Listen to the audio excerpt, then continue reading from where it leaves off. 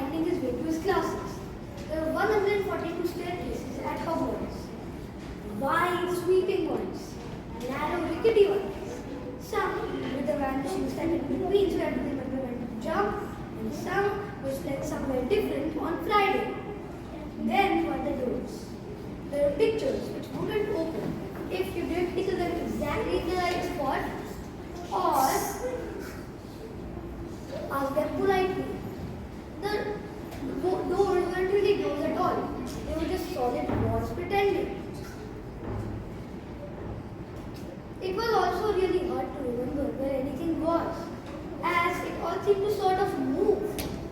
The people in the portraits kept going to visit each other. Once you remember where everything was, or the classes themselves.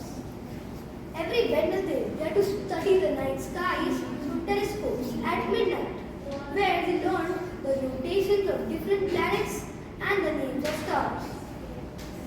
3 times a week, they had to go behind the castle to greenhouses with a dumpy little witch called Professor Sprout to learn herbology, where they learned about all the types of different fungi and plants.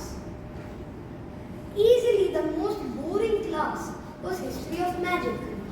Professor Flitwick, the charms teacher, a tiny little wizard, who had to stand over his books to look over his desk, and Professor McGonagall was different in her own way. Everyone was really excited for the Defense Against the Dark Arts lessons, but the lessons turned out to be more of a joke. There was so much to learn that even people like Harry didn't have much of a head start. People like Ron didn't have much of a head start. Harry was relieved to find out that he wasn't miles behind of everyone. The people from wizarding families kept talking about the game of Quidditch and who was going to win the house cup. It was a matter of prestige, grit, and a bit of magic. Now it was time for flying class.